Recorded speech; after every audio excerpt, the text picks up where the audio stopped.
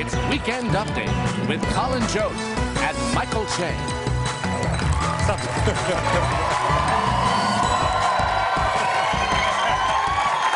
Good evening, everybody. Welcome to Weekend Update. I'm Colin Jost. I'm Michael Che. Well, Donald Trump is about a month away from his inauguration, and people are starting to notice some red flags. At a press conference on Friday, President Obama again claimed Russia hacked our election. He also accused Donald Trump of knowing that it was happening while doing nothing about it. But I mean, can you really blame him? Who snitches when somebody cheats for them? That's just ungrateful. I mean, you don't expect Tom Brady to tell the ref, hey, let me try that touchdown pass again. The ball was deflated.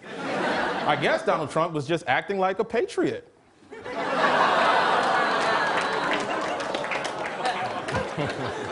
Yesterday, the FBI backed up the CIA and the White House in their conclusion that Russia interfered in the U.S. election. Yet somehow, Trump keeps defending Russia despite all the evidence. It's like if right after Pearl Harbor, FDR had said, we don't know it was Japan. It could have just been some fat guy on a couch somewhere. President Obama claimed that the Russian hackers stopped attacking America after Obama told Putin to, quote, cut it out. I'm not sure you're going to strike fear in the heart of an evil dictator with Uncle Joey's catchphrase from Full House. The Electoral College is voting on Monday, and it would take 37 members to change their vote to cost Donald Trump the election. That's right, only 37 people stand in the way of Civil Wars Episode 2. The only thing scarier to me than Donald Trump becoming president is Donald Trump not being allowed to become president. Taking the presidency away from Donald Trump now is like giving a monkey a machine gun and then trying to wrestle it back from him. At this point, all we can do is just pray that he can't figure out how it works, gets bored, and just puts it down and walks away.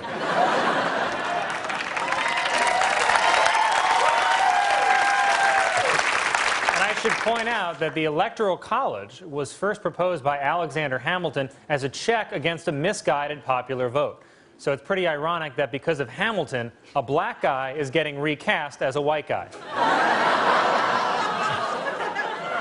Obama this week said that Democrats are falsely characterized as coastal, liberal, latte-sipping, out-of-touch folks. Then he grabbed a salted caramel mochaccino and hopped on a private jet to Hawaii. I gotta say, it was pretty sad seeing Obama hold a press conference for maybe his last time. It was like his farewell concert. He was going through all his greatest hits: the climate deal, Obamacare, reducing unemployment. I got so into it, I started calling out my favorite Obama hits. I was like, hey, do Killing Osama. And that whole time, he didn't even bring up that he was the first black president, which, if you look at history, is not that easy to do. That alone has earned him a place on every black family's wall, right next to Martin Luther King and Perm Jesus.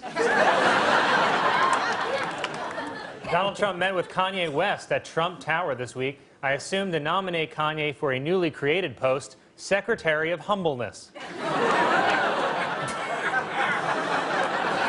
He said that he and Trump discussed what Kanye described as multicultural issues. Multicultural issues is also how Kanye describes his wife's family.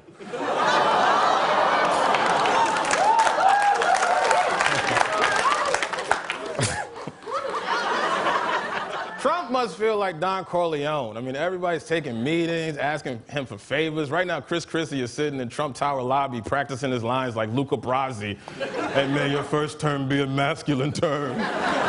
But do we really need to know about everybody Trump meets? I mean, if the media wants to fine-tooth comb Trump's dealings with Putin, I get that. But when he's meeting washed-up football players and rappers fresh out of the Puzzle Factory, I don't need that information. I mean, what would a Kanye West and Donald Trump meeting even be? It's like those old cartoons when Scooby-Doo meets with the Harlem Globetrotters, and you're like, why? How would that even help? What would that do? Donald Trump officially announced that he's nominating ExxonMobil CEO Rex Tillerson to be Secretary of State. Trump chose the Exxon CEO because he was 3 cents cheaper than the Chevron CEO across the street.